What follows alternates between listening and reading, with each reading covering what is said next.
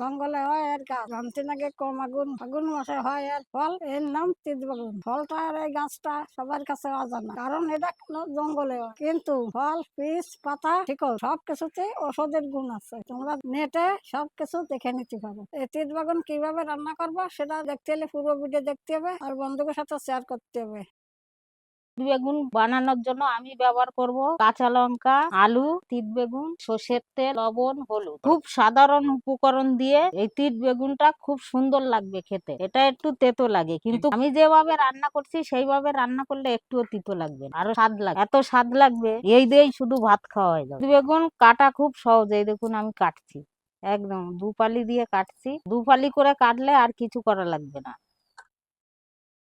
তিত বেগুন কেটে আমি হলুদ জলে ভিজিয়ে রাখবো। হলুদ জলে ভিজিয়ে রাখলে দুর্গন্ধ এবং কষটা বেরিয়ে যাবে। জলে 5 মিনিট ভিজানো থাকবে। তিত বেগুনের মধ্যেই আমি একটা আলু ব্যবহার করব, আরো স্বাদ বেশি বাড়বে। আলুটা কুচি কুচি করে কেটে নেব। তিত বেগুনটা এত স্বাদ হবে না, আলু দিলে তিতই থাকবে না।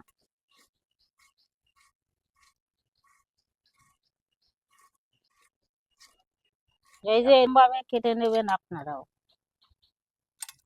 জলে 5 মিনিট ভিজিয়ে রাখিছি। এবার ভালো করে কষলে কষলে ধুয়ে নেব, 2-3 বার ধুয়ে নেব। এই দেখুন কিরকম কালো জল বেরোইছে। তিত বেগুনটা কত সুন্দর পরিষ্কার হয়েছে, একদম কালো জল বেরিয়েছে, সব কষ বেরিয়ে গেছে, বেগুনটা পুরো সাদা হয়ে গেছে। কড়াই গরম হয়ে গেছে, সর্ষের তেল দিয়ে দেবো।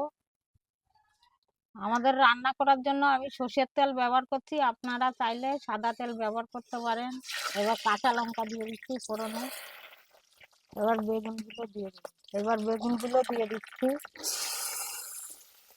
এবার লবণ দিয়ে দিচ্ছি পরিমাণ মতন, হলুদ দিয়ে দিলাম পরিমাণ মতন। নাড়িয়ে চাড়িয়ে ভালো করে একটু ঢাকা দিয়ে দেবো সিদ্ধ হওয়ার জন্য। ঢাকা দিয়ে দিচ্ছি। 5 মিনিট ঢাকা দেওয়া থাকবে, তারপরে ঢাকনা উঁচু করে দেখবো হয়েছে কিনা। 5 মিনিট হয়ে গেছে, ঢাকনাটা তুলে নিচ্ছি। মনে হচ্ছে হয়ে গেছে। আপনারা খেয়াল রাখবেন নিচে থেকে পোড়া লাগে, এটা গলে গেছে, আর একটুখানি হবে। আমাদের বেগুন ভাজা হয়ে গেছে। তিত বেগুন দেখুন কেমন ভাজা হয়েছে।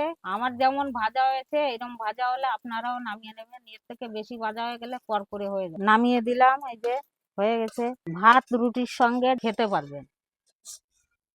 ফুলিয়া ঠাকুর মত জ্বলি, রোজ নতুন খাবার দেখাবেন খুবই বাঙালি। আজ তিত বেগুন বানাইছি তাই খাচ্ছি।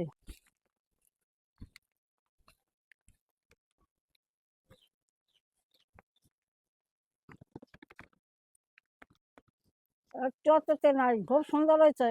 তোমরাও বাড়িতে বানিয়ে খাবা। এই ভিডিওটা বন্ধুদের সাথে শেয়ার করবা। আমরা লোভী বাঙালি, যা পাই তাই খাই, যা খাই তাই দেখাই।